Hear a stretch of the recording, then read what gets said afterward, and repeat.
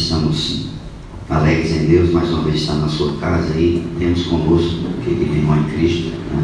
Nosso vizinho ali, né? E a igreja costuma sempre saudar, né, os irmãos em Cristo que congregam em uma igreja com a irmã, né? Então toda a igreja, eu creio também, né? Ali está Carla com o esposo e a pequenininha não veio hoje, né?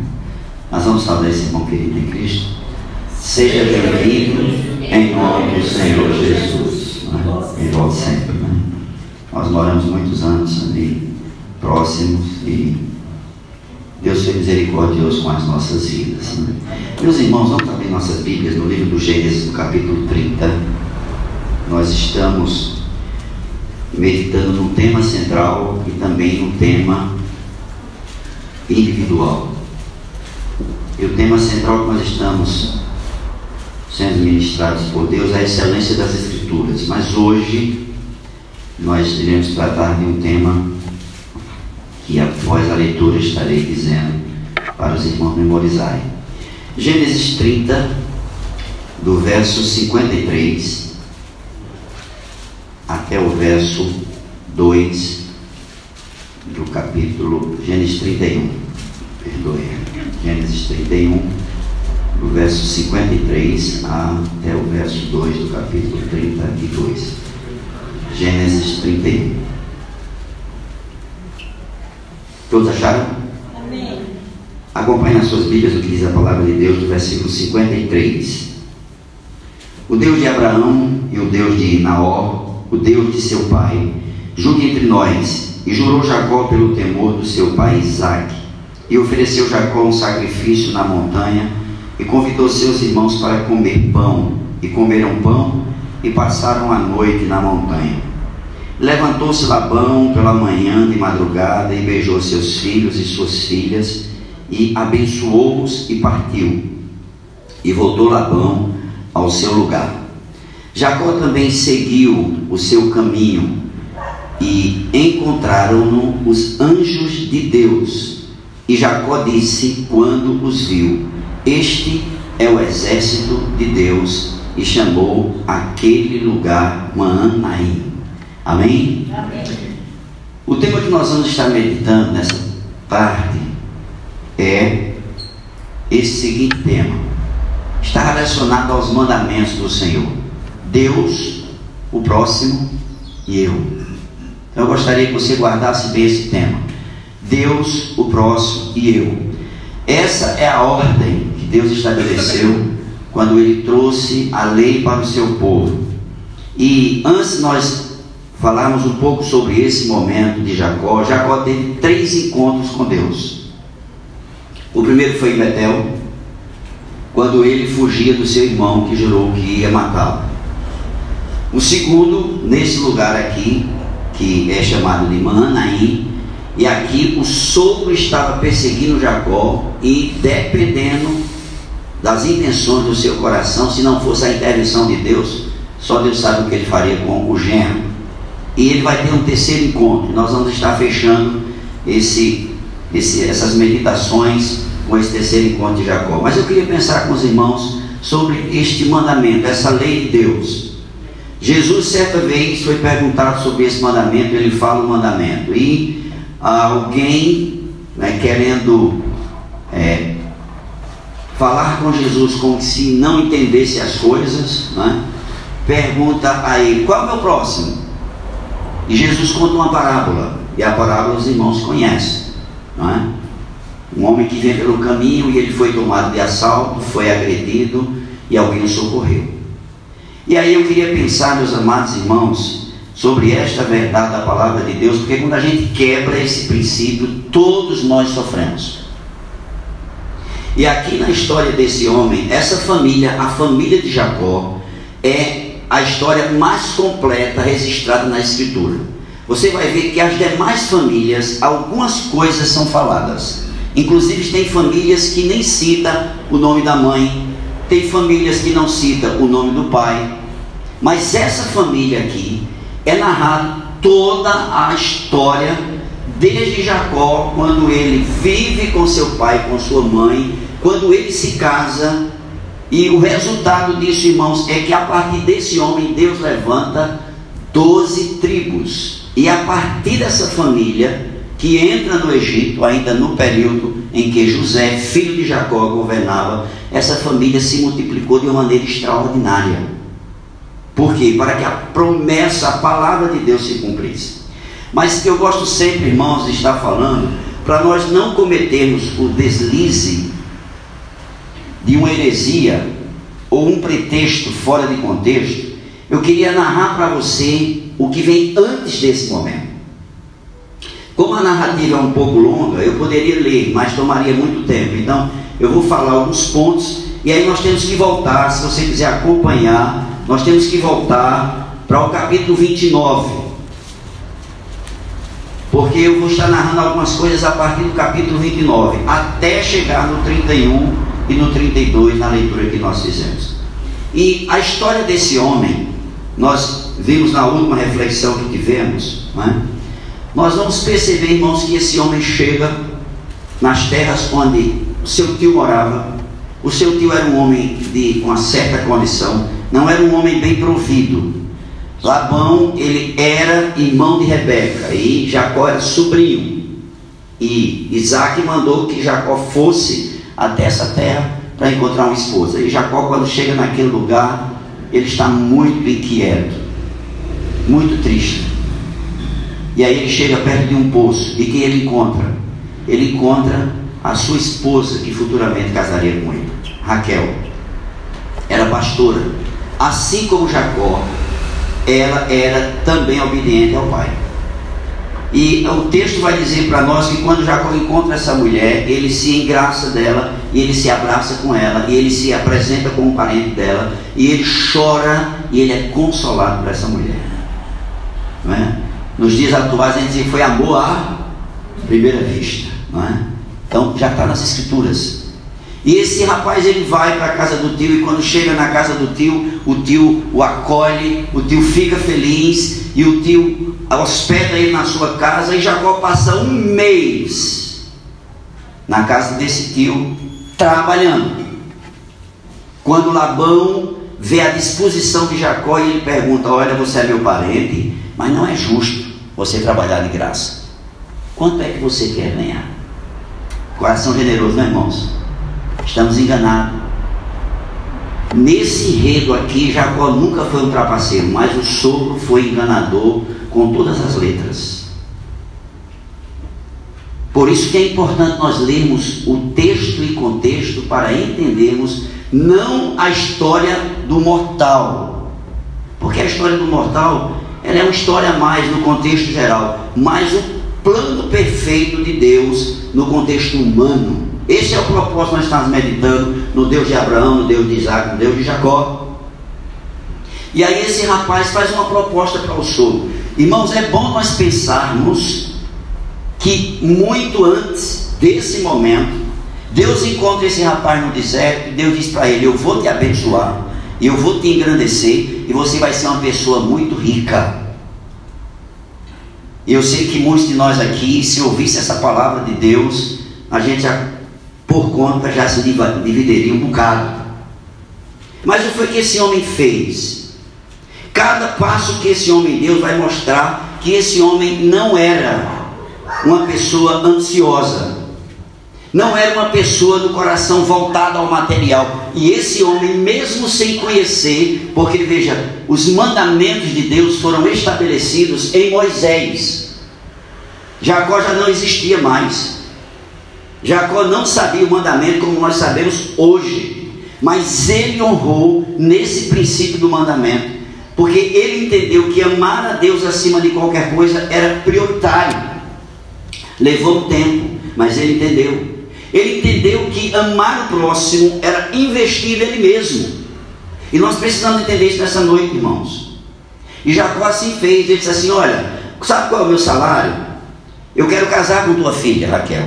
E Labão tinha 2 filhas. Raquel era mais nova, Elia, e outra tradução vai dizer Léa, era a mais velha. A Bíblia vai dizer que Raquel era formosa de olhos, semblante e corpo. Chamava a atenção. Como era Sara, não é? Como era Rebeca. E Lia era uma mulher com os olhos meio não tinha tanta expressão de beleza. E Jacó disse: olha, eu vou trabalhar 7 anos pela tua filha. Esse foi o salário desse homem. Meus irmãos, você faz ideia o que alguém diz assim, ó, me diga um salário para vocês, assim, não, eu vou trabalhar pela mão da tua filha. A primeira coisa que nós vamos entender, irmãos, nesse contexto, é que Jacó estava desprovido financeiramente e não se dava a mão de uma filha sem um dote. Lembra de Abraão? Abraão mandou 10 camelos com muitos presentes para trazer uma esposa para Isaac. Jacó estava desprovido disso. Era um homem que só tinha um cajado na mão. Nós vamos ver quando ele vai dizer mais adiante.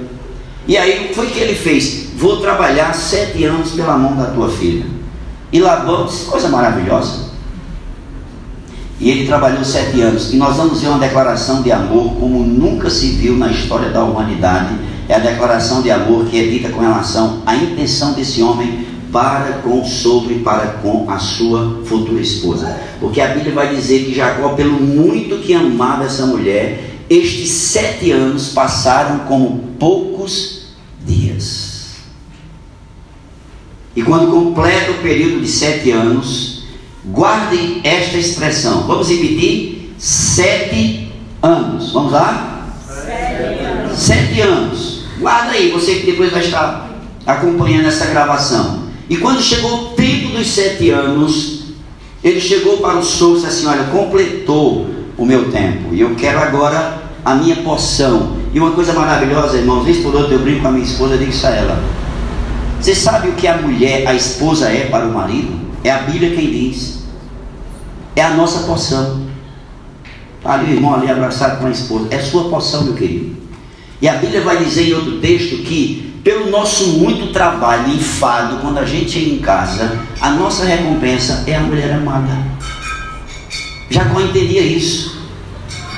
E aqui nós vamos ver, irmãos, que Jacó cometeu um erro lá atrás com o pai. E aqui Jacó, ele colhe a consequência desse erro. Na mesma medida. Talvez você nunca parou para pensar nisso. Porque Labão diz assim: tá certo, prepara a festa. O texto não vai dizer, mas as celebrações de casamento lá duravam, era uma semana de festa. E tinha vinho nessas celebrações. Então provavelmente Jacó tomou todas. Resultado, lembra do que Jacó fez com o pai? Jacó se colocou no lugar do irmão e chegou diante do pai e disse assim: meu pai, eu sou Esaú. O que foi que aconteceu com esse rapaz no dia que ele foi se casar? O sogro pegou a filha mais velha e fez a filha mais velha se passar pela mais nova. A mesma medida. Ele se passou pelo irmão mais novo. Diante do pai disse: não, eu sou Esaú. E o sogro fez a mesma coisa. Colocou a filha mais velha, disse: Lia, minha filha, me obedece, sou teu pai, vai, bota, não é? Porque veja, como eram as núpcias, o marido só via a esposa literalmente nas núpcias. Aí vem na tenda, estava pouca luz, não sei o que aconteceu, mas o texto diz que ela obedeceu e ela foi no lugar da irmã. No outro dia, quando Jacó desperta, nisso nós temos que admitir, ele usou dessa estratégia para receber a bênção da primogenitura, e aí veio a retribuição. Porque nós temos que entender uma coisa, irmãos: Deus, Ele não retira a consequência daquilo que nós fazemos, ela vem. Há algum tempo atrás nós estávamos vendo a realidade de alguém na família, e alguém da família disse: um dia a conta chega. A conta chega. Aquilo que eu faço no intento de prejudicar meu próximo, a conta chega para mim.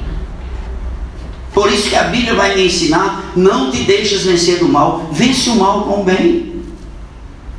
E Jacó, quando acorda, ele fica extremamente triste com o sogro, vai até o sogro e diz assim: foi o que o senhor fez comigo? Eu trabalhei 7 anos pela sua filha.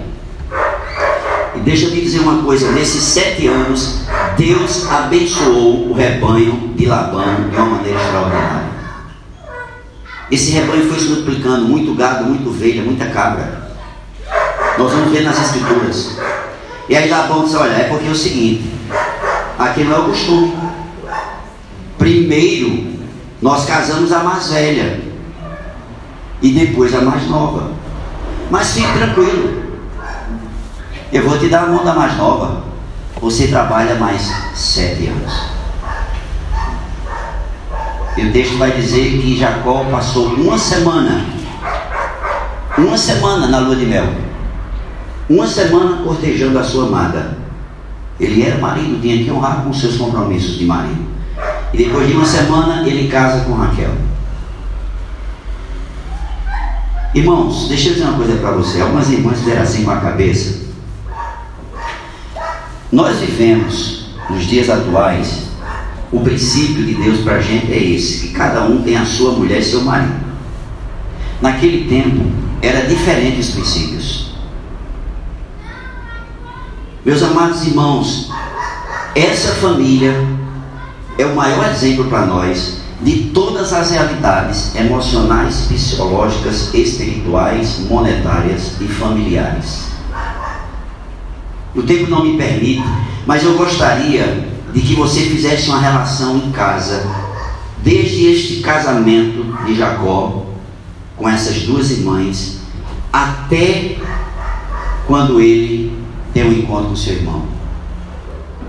Porque a Bíblia vai dizer que Lia passou a ser desprezada por Jacó, e Raquel era a mulher amada.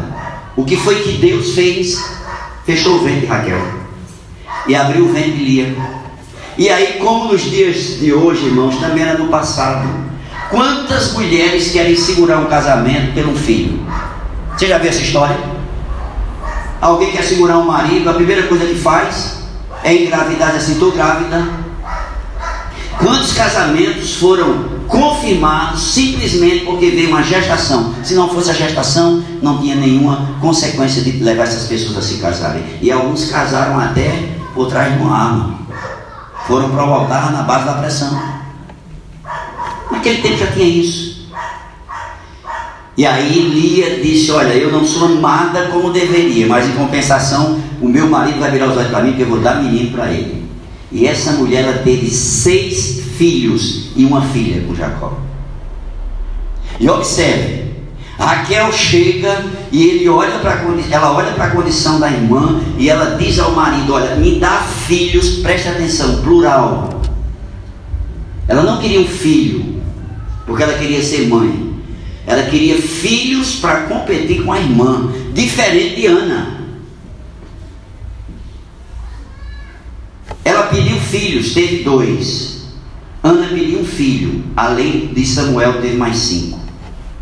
E Ana, na hora que pediu filho, antes de gerar filhos, ela devolveu ao Senhor. Raquel, ela queria disputar com a irmã. Não foi singular, foi plural. E ela disse ao marido, me dá filhos, senão eu morro. Você sabe o que é que está nas entrelinhas? Pressão psicológica. Ó, se você não me der filho, eu vou definhar até morrer. E aí a Bíblia vai dizer que Jacó ficou indignado assim, eu por acaso estou no lugar de Deus? Lembra de Isaac? A mulher de Isaac era estéril. Isaac orou, esperou 20 anos para que Deus abrisse o ventre da esposa. Jacó fez diferente. Só por acaso eu estou no lugar de Deus? Se Deus fechou a mão para você, o que é que eu posso fazer? E aí cada filho que Lia tinha, Raquel, era como se ela se fosse apunhalada. E aí observe, irmãos, que as coisas que muitas vezes nós fazemos não é o que Deus quer, mas Deus muitas vezes permite, porque Ele tem um propósito maior nisso. Aprenda isso nessa noite. Todo dia nós precisamos entender isso e deixar isso claro na nossa mente. Eu falei no último sermão sobre a soberania de Deus em 2 aspectos: aquilo que Deus quer realizar e aquilo que Deus permite que aconteça. Não era o que Deus queria, mas há uma insistência, Deus faz acontecer. E aí observe, Raquel pega a sua serva e dá para o marido, diz assim, eu quero menina, agora vai com minha serva. E a serva teve 2 filhos. Veja, irmão, competição. A Bíblia vai dizer que Lia parou de dar filhos. E quando é um dia, um dos filhos de Lia traz algo para ela, uma fruta, não me recordo o nome agora. E aí Raquel disse assim: me dá essa fruta. Não, por que eu vou te dar? Foi meu filho que trouxe. Agora é o seguinte, eu vou te alugar meu marido. Então eu vou ficar uma noite com meu marido, aí você come das mandrágoras. Parece que o nome era isso. É nessa família, irmãos. A Bíblia é maravilhosa, ela não esconde a imperfeição humana. Você faz ideia. O coitado, acho que vivia de olho fundo nessa peleja. E aí o que acontece? Ele disse assim: agora eu vou dar um menino a ele, ele vai olhar para mim. E não... Aí teve outro. Aí o texto vai dizer, preste atenção, porque o Deus que nós servimos é o Deus de toda misericórdia e longanimidade. O texto vai dizer que Deus se lembrou de Raquel e abriu o ventre de Raquel. E Raquel teve um filho, irmãos. A expressão é minha, não é bíblica. Que valeu pelos 11, pelos 10 que Jacó tinha. Porque veio quem? José. Um menino que a Bíblia diz que onde ele botava a planta do pé, Deus fazia prosperar. Veio de Raquel. E aí você acha que Raquel descansou? Não. Ela continuou insistindo até que veio Benjamim. E a palavra declarada por Raquel se cumpriu em Benjamim, porque ela disse ao marido antes de ser mãe: dê-me filho, senão eu morro. Ela só teve 2 e morreu quando Benjamim nasceu. Irmãos, a gente precisa ter muito cuidado quando a gente abre a boca e pede alguma coisa e exige alguma coisa. O texto continua, irmãos, e vai dizer para nós que esse homem trabalhou 14 anos. Sabe qual foi o dote desse homem? 0. Sabe qual era o patrimônio desse homem? A família. 2 esposas, 2 servas e um bocado de menino. Eu te faço uma pergunta, irmãos. Qual é a realidade das famílias hoje? Léo daqui um dia vai estar casando, Marcela vai estar casando, não é? Das mulheres que aqui estão, quem quer 10 filhos? 12 filhos. Qual é a realidade das famílias hoje? Eu encontro muitas pessoas, irmãos, que dizem assim: ah, pastor, é complicado hoje criar um filho. Porque nós complicamos, irmãos. Preste atenção, o Deus que dá a boca é o Deus que providencia o alimento também. Se Deus deu 10 filhos para você, Ele sustenta os 10. É Deus quem sustenta. Mas hoje, para criar um filho, é muito diferente da nossa época. Porque só de curso para esses meninos hoje tem que ter um bom salário. É karatê, é inglês, é natação, é fralda, não é? É judô, e por aí vai. É capoeira, é muita coisa. Hoje os filhos têm que ter uma escola boa, têm que ter uma faculdade. Tudo isso é válido, irmãos. Se a condição vem natural, faça isso. Mas observe, tem pais hoje que passam a vida toda se crucificando financeiramente para que o filho tenha um projeto de vida que lá na frente termina não dando em nada. Quantos filhos formados que hoje estão fazendo quase nada?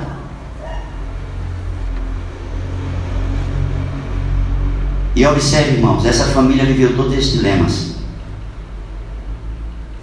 Disputa entre esposas, sofrimento do pai. Jacó vivia com o coração angustiado. Os filhos, porque eram, na verdade, de Jacó só eram 8 filhos com as esposas, 4 com as servas, e tinha a filha que nem na conta entrava. Vai lá no texto. Lia concebeu, gerou um varão, o nome era tal. Quando chega na gestação da filha, só diz assim: ela teve uma filha. Porque Deus é soberano. Mulher não entrava em contagem nenhuma. Em censo, mulher não era contada. Mas Deus tem um propósito disso. Não fique triste, não.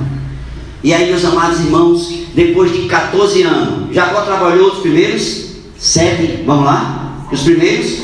E depois mais 7. Presta atenção nisso agora, que às vezes está no texto e a gente não se apercebe disso. Jacó chega e diz assim: meu sogro, eu tenho meus filhos, minha esposa, deixa eu voltar para a casa de meu pai. Eu te faço uma pergunta, esse é o pedido de um ambicioso. O que é que ele tinha financeiramente? 4 mulheres para cuidar e uma penca de filhos, como a gente costuma dizer na nossa realidade atual. E ele diz ao sogro: meu sogro, deixa eu voltar. E o que é que o sogro diz? Presta atenção, está no texto. Não, meu filho, fica aqui comigo, porque depois da tua chegada, Deus me fez prosperar. E hoje eu sou um homem abastado. Faça o seguinte: estabeleça seu salário e eu pago. Que generosidade, não é, irmãos? Engano nosso. Porque Jacó chega para o Senhor e diz assim: meu Senhor está certo, agora eu vou cuidar do meu rebanho. E aí o Senhor já tem um rebanho muito grande, seus filhos cuidam do seu. E o que eu quero saber o que é, meu sogro? É que as malhadas, as pretas e as pintadas do rebanho fiquem para mim, e os demais fiquem para você. Irmão, naquela realidade, a coisa mais difícil era o animal malhado. Ou nascia branco, ou nascia preto. E aí o senhor disse assim: está certo, está feito, traga a carteira que eu vou assinar. Sabe o que aconteceu, irmãos? Naquele mesmo dia o sogro pegou todo o rebanho que tinha os animais malhados, pretos e pintados, e ele mandou os filhos levar para 3 dias de distância de onde Jacó pastava.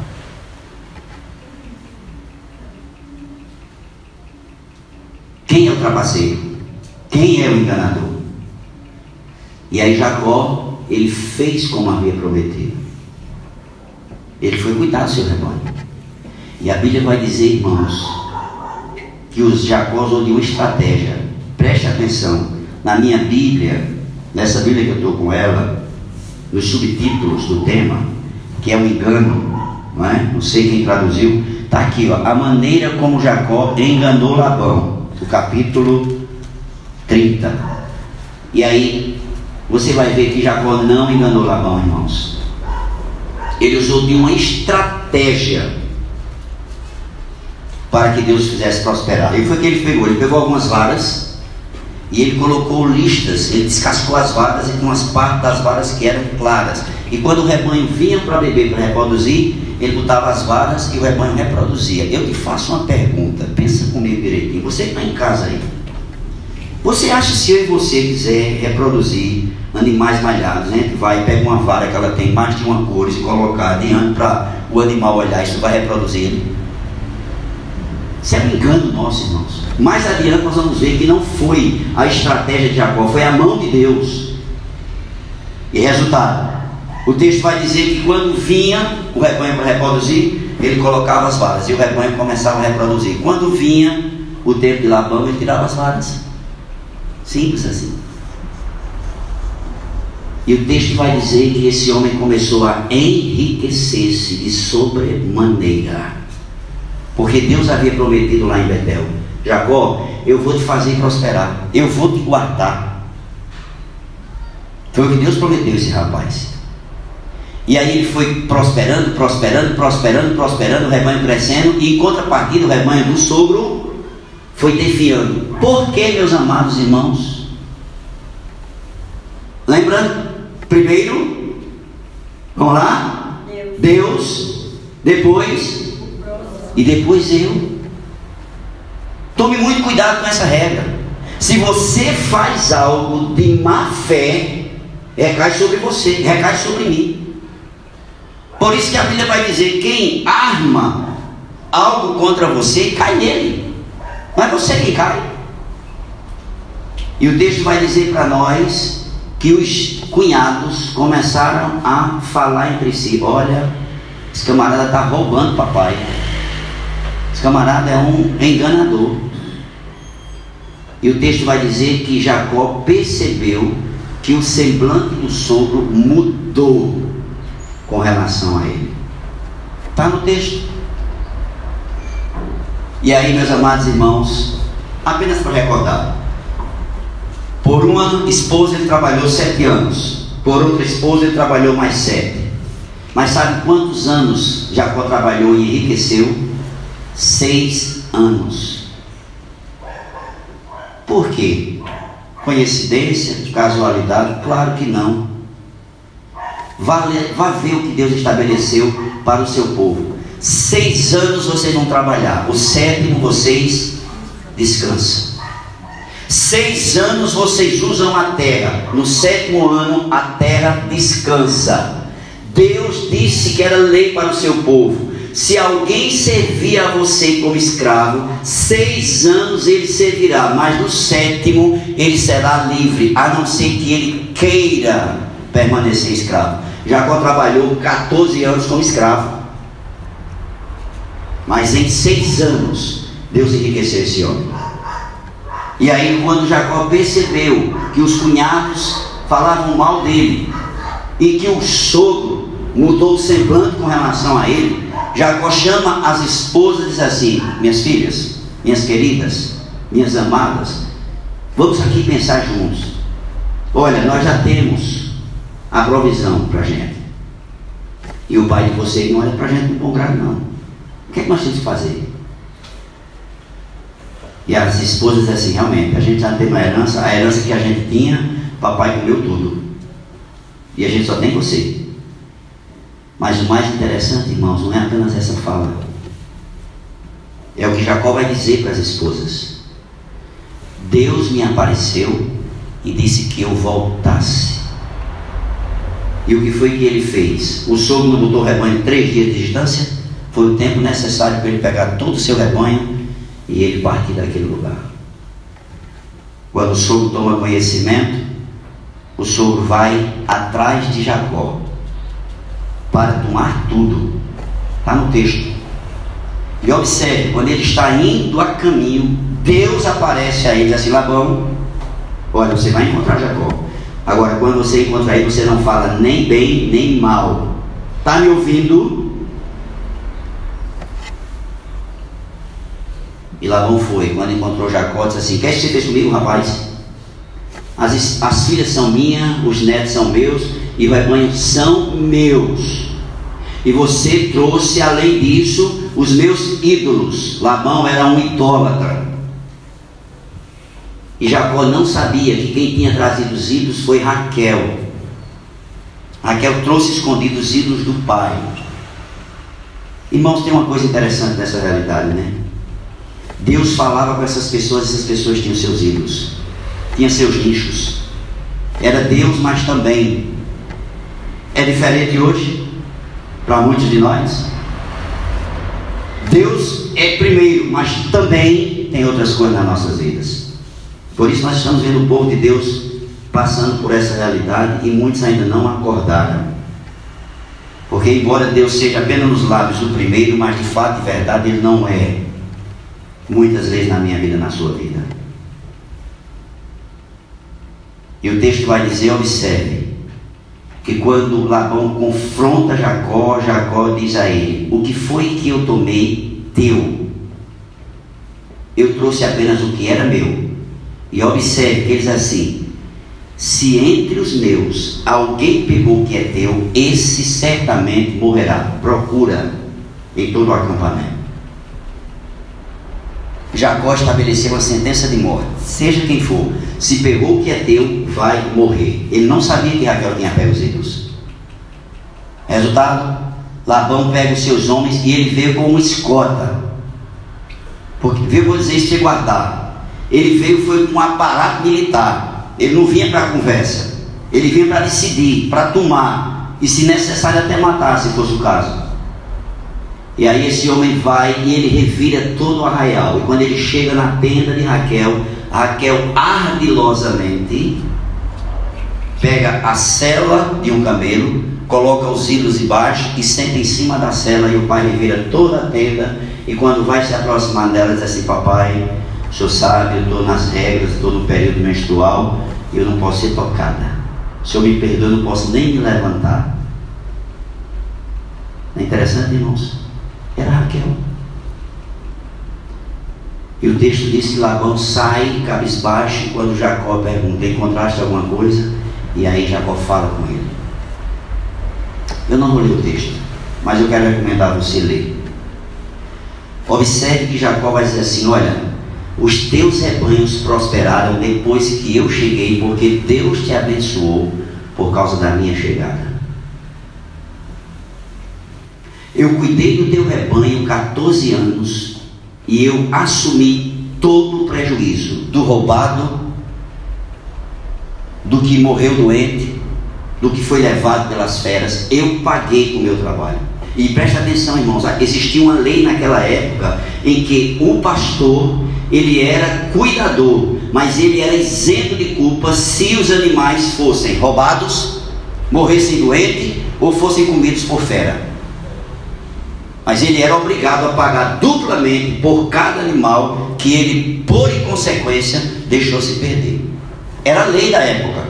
E Jacó disse assim: olha, o que foi roubado eu paguei, o que as feras comeram eu assumi, os que morreram doentes ficou nas minhas costas. 7 anos te servi pelas tuas 2 filhas e não tive nenhum ganho por isso.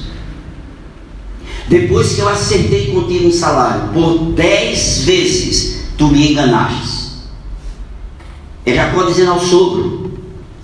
E ele diz assim: olha, quando eu dizia o malhado é meu, aí eu começava a ver os malhados. Ele disse assim: não, malhado não, vamos agora para o preto. Aí nascia preto, não, preto não, vamos agora.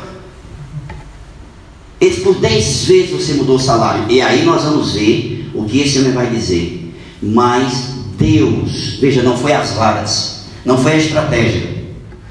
Esse Deus me fez prosperar.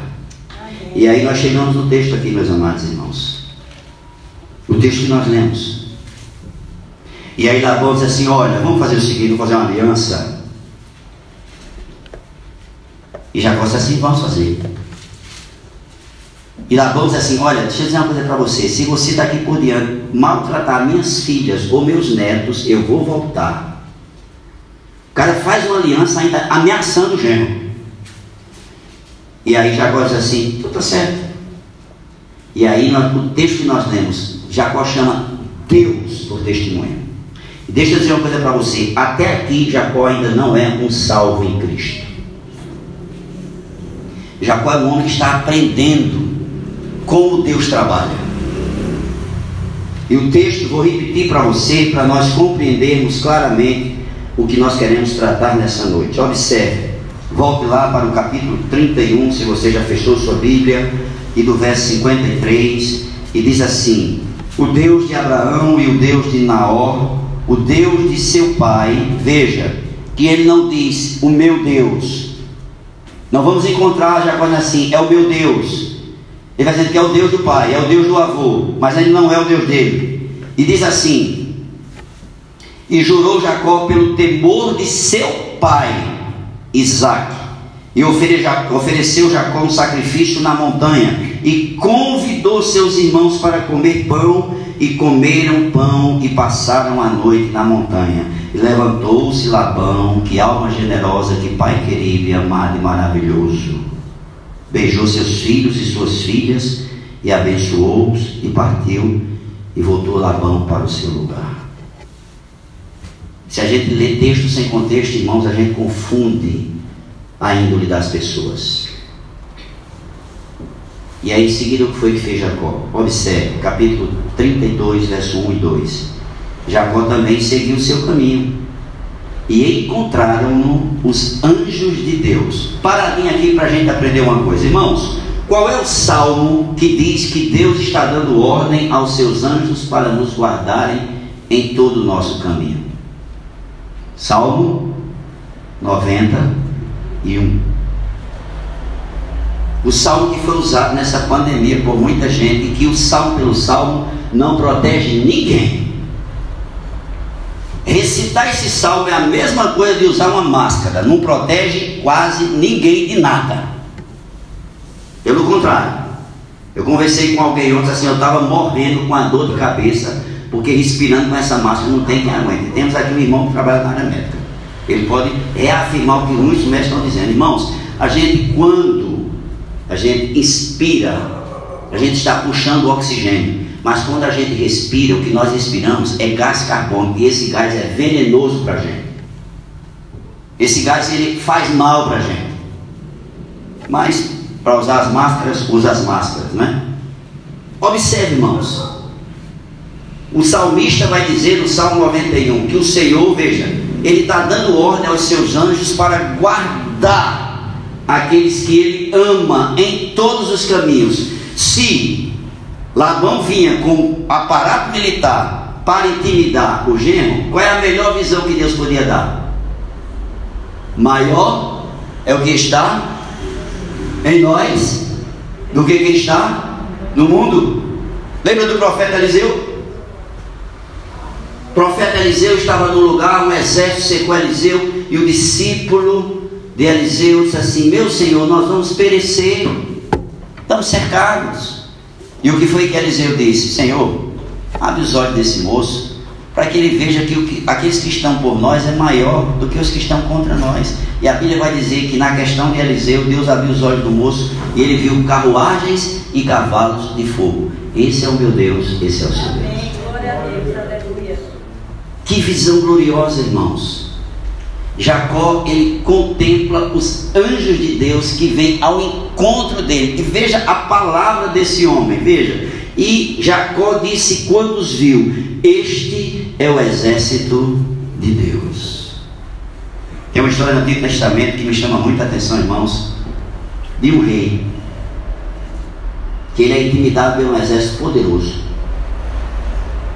E ele pega a carta de afronta que é trazida para ele pelos oficiais daquele rei, e esse rei diz assim: assim como eu fiz com todas as nações, vou fazer com vocês. E diga a esse rei que não tem Deus que salve ele da minha mão. Esse homem vai até os pés do Senhor, pega a carta de afronta, coloca lá na presença de Deus assim: Senhor, o senhor está vendo aqui, ó, e a gente não tem condição de enfrentar esse exército. E o texto vai dizer que o Senhor diz assim a esse rei: olha, ele não está afrontando vocês, ele está afrontando a mim. Deixa comigo, eu resolvo.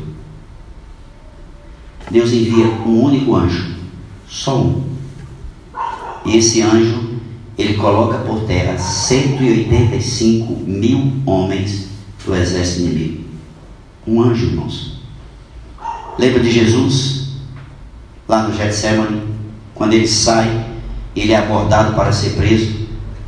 Pedro vai pegar a espada para defender Jesus. E Jesus diz assim: Pedro, se fosse para ser assim, eu rogaria ao Pai, e ele mandaria 12 legiões de anjos.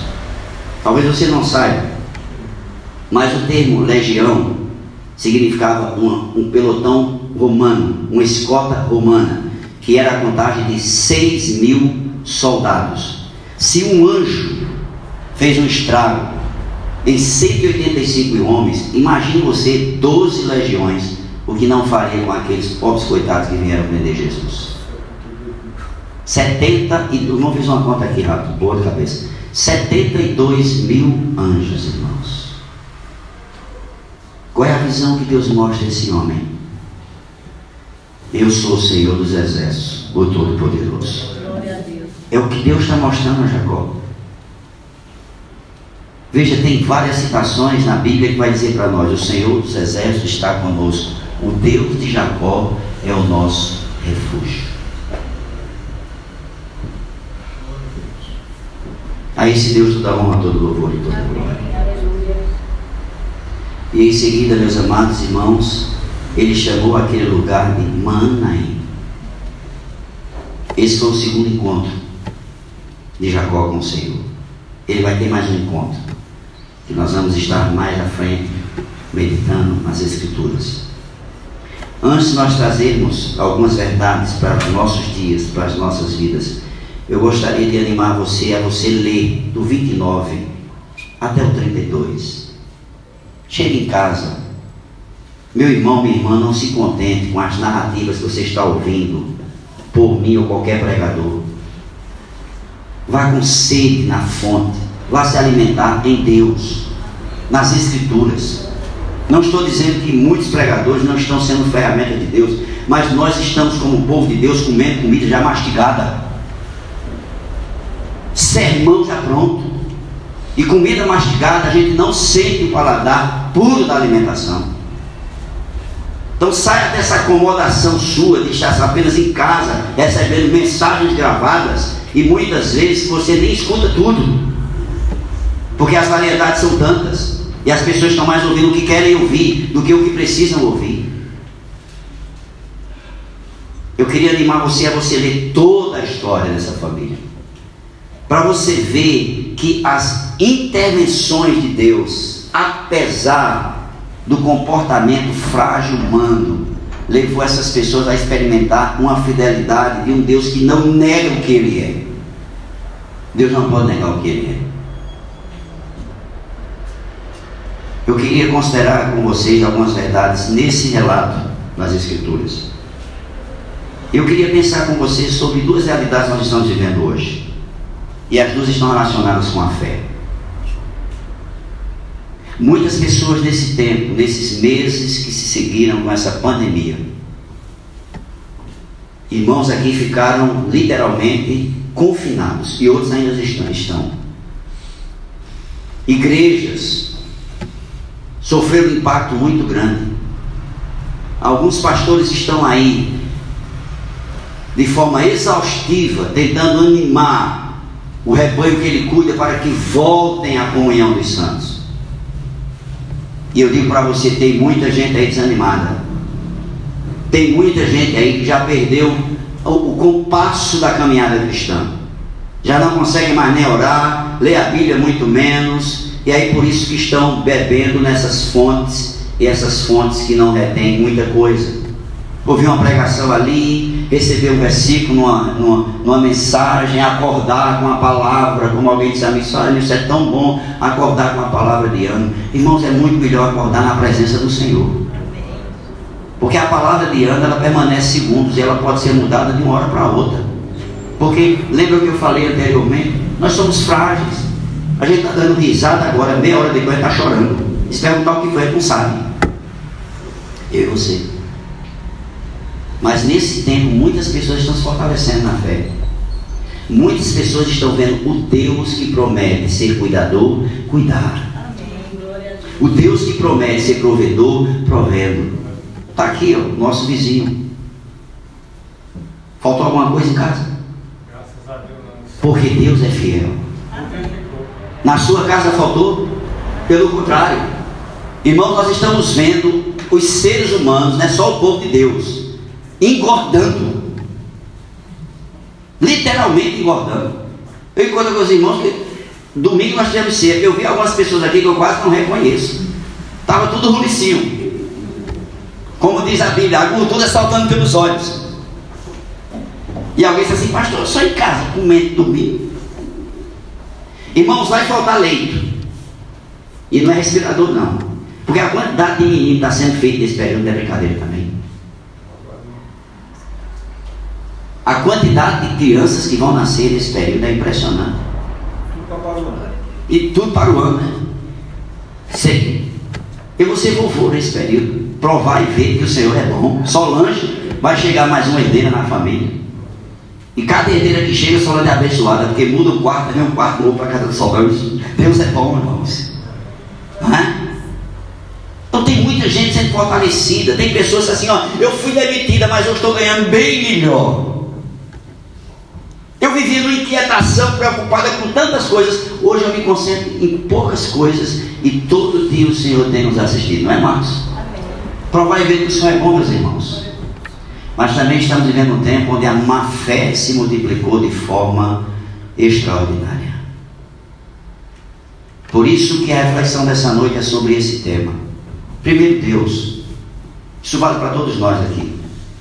Nós estamos vivendo esse dia, e quem é a principal motivação para nós acordarmos amanhã? Se não for Deus, não adianta, nem é bom acordar. Se a principal motivação é a pessoa que me empregou, são os meus clientes, são os meus vizinhos, os irmãos da igreja, ou a palavra do pastor, não vale a pena, irmãos. Nós temos que entender que nós vamos deitar em paz, e o Senhor, que é poderoso, se nos der vida amanhã, Ele é misericordioso, nós seremos abençoados amanhã, porque Deus está nas nossas vidas. É isso que nós temos que entender. Aquilo que Moisés compreendeu naquele deserto, disse assim, Senhor, sem a tua presença, não vale a pena ir para canto nenhum. Nós estamos vendo um tempo, irmãos, onde a má fé está minando a fé de muitas pessoas, porque observe, nesse meio tempo, quantas heresias estão sendo pregadas, quantos engodos e enganos estão sendo pregados nas mídias. Nesse meio tempo, quantas pessoas, para extorquir, estão inflamando mais os sentimentos, estão literalmente fazendo terrorismo na cabeça das pessoas. Olha, irmão, na semana passada eu quase fui agredido por uma senhora na fila de uma lotérica, literalmente agredido. Estava na fila e aí, guarde distância. Eu estava na fila numa distância permitida, e daqui a pouco alguém foi se aproximando e me empurrando para frente. Então, o que eu tive que fazer? Para eu guardar a distância do lado, tem que guardar a distância daqui. Daqui a pouco estava com meu pescoço aqui, fungando meu pescoço. Aí foi o que eu fiz? Dei um passinho. Mantenha a distância. E olhou para mim, que os olhos cruzou, e vai me matar. Aí foi o que eu tive que fazer? Saí da linha da fila e fiquei na lateral, na tangente. Porque a mulher ficou lá e o camarada aqui. Chega em alguns lugares sem a máscara, você apanha.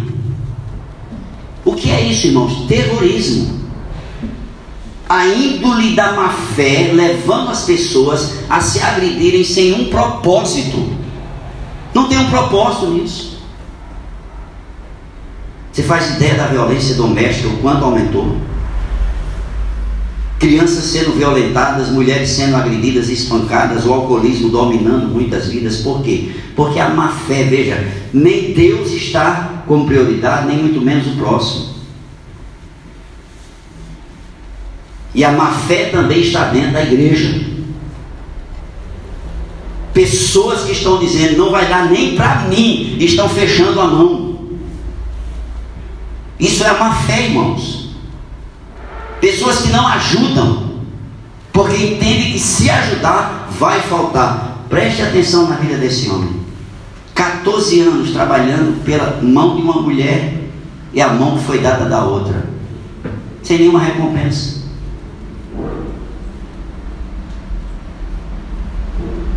Nós precisamos entender, meus amados irmãos, que precisamos da graça de Deus e ter visões como essa. Eu não preciso ver um anjo aqui dentro. Eu não preciso fazer cultos aqui, enaltecendo a presença de anjos aqui. Mas eu sei que o anjo do Senhor está aqui nesse lugar. Amém. Eu sei que Deus está dando ordem aos seus anjos para nos guardarem no dia de amanhã. Por onde nós passarmos, Deus guardando a gente. Essa semana eu viajei em 3 dias, quase 500 quilômetros. Para Marte sair a fichinha, que é caminhão dele, ele viaja 2, 3 mil sem nenhum problema. Mas para a gente ter esse costume, fui ajudar alguém, rodei, fui a Campina Grande, voltei para Caruaru e fui até Serra Talhada. Serra Talhada para cá dá 600, e volta. Não é? Pois é. Então, 700 e tantos quilômetros eu andei. E quando eu fui, meus amados irmãos, eu pude experimentar isso aqui. Vendo as pessoas fazendo barbeiragem no trânsito, caminhões pesados, colocando carro pequeno para fora da estrada, dizendo, Senhor, como o Senhor é bom. Temos irmãos aqui que são caminhoneiros, sabem muito bem disso. Todos são assim, não, mas a grande maioria é. Por quê? Porque estão pensando em si mesmos. São pessoas que andam dopadas, são pessoas que andam drogadas. Por quê? Porque não estão pensando no próximo. E aí vai um alerta para nós, povo de Deus, irmãos. Nós podemos ser impactados por esse comportamento danoso que chamamos de má fé. Por exemplo, o que é que você está divulgando nas mídias? É verdade? Se você não tem certeza de que é verdade, você está agindo de má fé. Não passe informação duvidosa. Passe o que de fato é. Porque o que de fato é você prevenir outros e se prevenir daquilo. Os irmãos fazem ideia, irmão, assim que estourou essa pandemia, pessoas estocando álcool e triplicando, quadriplicando, de forma absurda, o valor de uma coisa que, veja, irmãos, tem lugares, o irmão estava me falando essa semana, uma máscara que é R$2, você compra por 10. A má fé imperando. E aí, meus amados irmãos, no meio do povo de Deus, eu quero pela misericórdia de Deus, pedir para você repensar, se for o seu caso, a quantidade de pessoas que só professa desgraça. Quando abre a boca é para contar miséria. Vai piorar e vai, e vai, e vai, e vai. Não vai, irmãos. Deus está cuidando da sua igreja. Amém, glória a Deus. Temos que passar por isso, vamos passar. Mas nós precisamos entender uma coisa, que assim como Deus chegou para esse homem por 2 vezes e se apresentou para mostrar que Deus governa todas as coisas, porque em Betel esse homem era um desprovido e um desqualificado aos olhos da sociedade e largado da família. Deus diz assim: olha, Jacó, eu sou contigo, eu vou te guardar, eu vou te livrar e eu vou te enriquecer. Meus irmãos, se algum de nós aqui, eu já falei isso, vou repetir, vale para mim e para você, se Deus quer te dar riqueza, não tem quem impeça. Agora, se Deus sabe que o meu coração e seu coração vai se perder com as riquezas, a gente vai viver eternamente com o diário. Eu e você. E uma última consideração aqui, irmãos, nessa realidade. Observe. Os planos de Deus, eles passam pela minha vida, mas eles vão mais além. Os planos de Deus quer alcançar a minha casa, a minha vida, a minha família, mas também quer alcançar os meus filhos e aos filhos dos meus filhos. Amém. Esse homem chamado Jacó vai ter o 3º encontro com Deus. E esse encontro vai ser um encontro que vai mudá-lo completamente. E eu gostaria, de todo o coração, que nós pudéssemos também ter um encontro como o desse homem. Que nós pudéssemos experimentar não apenas a bondade de Deus, mas a mão de Deus tocando na gente. Eu queria animar você. Próximo domingo vamos estar aqui. Quero convidar você que pode vir à casa de Deus. Venha. Nós vamos ver o 3º encontro desse homem. Se você é aquela pessoa que não consegue esperar até domingo, louvado seja o Senhor, vá para o texto. Vá ver o que aconteceu depois dessa saída aqui. Porque preste atenção, o sogro vinha armado para intimidar Jacó. E Deus mostrou um exército. Porque o texto que segue mostra que Esaú vinha com 400 homens de guerra. E quando Jacó saiu da casa do pai, Esaú tinha jurado ele de morte. Eu te faço uma pergunta: o que se passa pela cabeça de uma pessoa que há 20 anos atrás o irmão jurou ele de morte, e Deus diz: volta para a casa de teu pai, que eu tenho algo contigo. E quando ele está obedecendo a Deus, o irmão vem encontrá-lo, e o texto vai dizer que ele vinha com 400 homens. O que se passa pela minha mente, pela sua mente? O Senhor dos Exércitos está conosco. Amém, glória a Deus. E o Deus de Jacó é o nosso refúgio. Amém, glória a Deus. Vamos ficar em pé, irmãos. Vamos orar.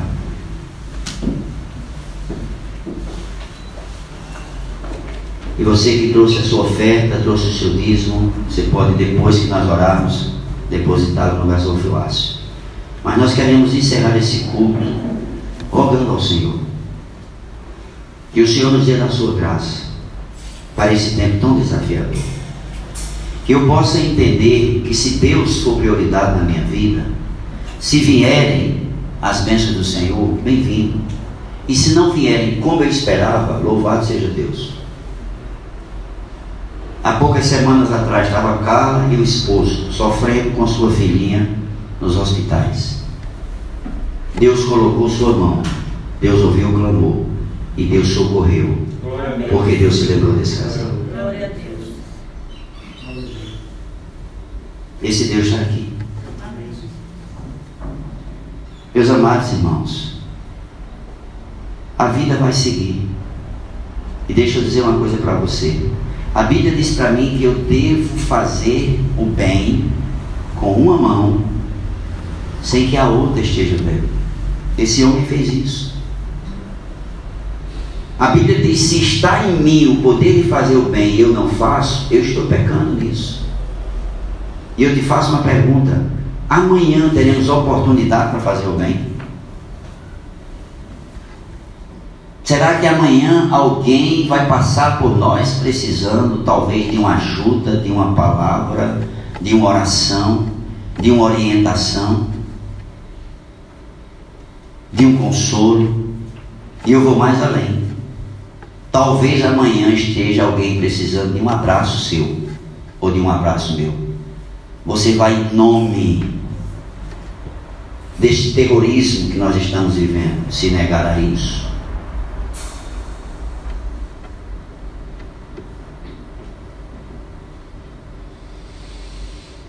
Se esse momento chegasse na vida de alguém que você ama muito, você evitaria abraçar a pessoa que você ama muito?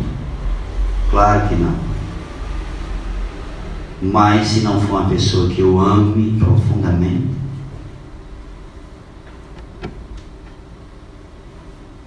queria que nós pudéssemos sair daqui pensando nisso. Quando Jesus disse: olha, primeiro o reino e a justiça dele, e as outras coisas, ele diz: deixa comigo. Eu tenho certeza que enquanto eu estiver aqui respirando, cada fôlego de vida, Deus está permitindo. E se Ele tirar esse fôlego, Ele é Deus na minha vida. Amém. Por isso que eu tenho cantado tantas vezes nessa casa e vou continuar cantando, que eu creio em Ti. Eu creio. E quero animar você a crer. Deus amado, nós Te agradecemos, Senhor. Nós Te louvamos, porque até aqui o Senhor tem nos ajudado. Porque até aqui nós temos experimentado o Deus Todo-Poderoso, o Deus que agiu na vida de Abraão, de Isaac e de Jacó. Estes homens, Senhor, viveram o seu tempo, as suas realidades, os seus conflitos, os seus traumas, também as suas vitórias, os seus momentos contigo. E nós desejamos, Senhor, como estes homens, experimentar estas realidades nas nossas vidas. Por isso, Pai, nós rogamos a Ti, Senhor, que mais uma vez o Senhor manifeste o seu poder na vida do Teu povo, trazendo ânimo, trazendo consolo àquelas pessoas que estão desanimadas, aquelas pessoas que estão com os ouvidos inclinados, às pessoas que não têm nenhuma boa intenção para com o próximo. Que essas pessoas possam redirecionar a sua percepção, a sua compreensão para o Deus que continua dizendo: não temas, porque eu sou contigo, e não te assombres, que eu sou o teu Deus. É Ele que nos sustenta e Ele que nos fortalece. Obrigado, Senhor, por esse dia na Tua presença. Nós acordamos hoje pela manhã porque o Senhor nos permitiu estar acordado. Nós estamos aqui agora, Senhor, como os nossos irmãos que estão em casa, sendo edificados com a Tua palavra. Oh Deus amado, pelo Teu Espírito Santo, como nós cantamos nesse lugar, nós rogamos, Senhor, humildemente, traz discernimento, Senhor, traz percepção, para nós descansarmos debaixo das Tuas asas.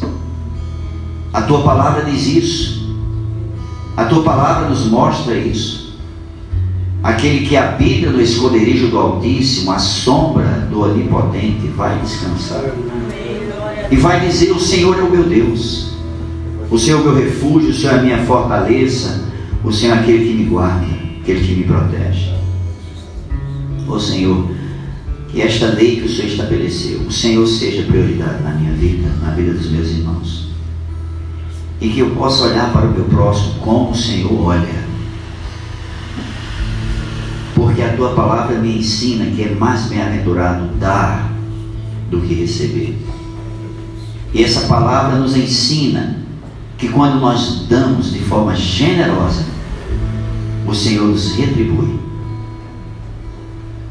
E retribui de uma medida que nós não esperamos. A medida de Deus, ela é abundante. Ela é grande. Porque Deus tem prazer em agradar aqueles que Ele ama. Obrigado, Senhor, pela salvação em Cristo. Obrigado, Senhor, por sermos teus filhos. E por nós termos essa certeza, nós temos um Pai que, ainda que uma mãe se esqueça, Ele não esquece da gente. Amém. Glória a Deus. Obrigado, Senhor. Porque como o Senhor se lembrou de Raquel, uma pessoa frágil, uma pessoa com o coração inclinado a si mesma, mas a tua misericórdia alcançou o coração daquela mulher, e a tua palavra declara que o Senhor se lembrou dela e abriu o seu ventre e abençoou, dando um filho como José. Ó Senhor, nos dá também dessa experiência contigo, que nós venhamos experimentar o Senhor que está agindo nas nossas vidas, e que nós possamos ter um encontro com esse exército de Deus, anjos de Deus, guardando o seu povo. É no nome de Jesus que nós te agradecemos. Te agradecemos pela oportunidade de adorar com as nossas vidas, também com os nossos recursos, porque o Senhor tem sido fiel, não tem faltado. Perdão, Senhor, perdão, porque às vezes nós somos descrentes, mas o Senhor continua mandando maná. O Senhor continua provendo. O Senhor continua dizendo que não vai deixar de multiplicar a farinha e o azeite, porque segundo a tua palavra é que nós vivemos e confiamos nela. Graças te damos pela tua fidelidade, no nome de Jesus. Amém. Que a graça do Senhor Jesus, o amor de Deus Pai, a comunhão, a consolação e o poder do Espírito Santo de Deus venha sobre todo o seu povo, agora e para sempre. Amém. Amém. Vamos em paz, que Deus nos abençoe.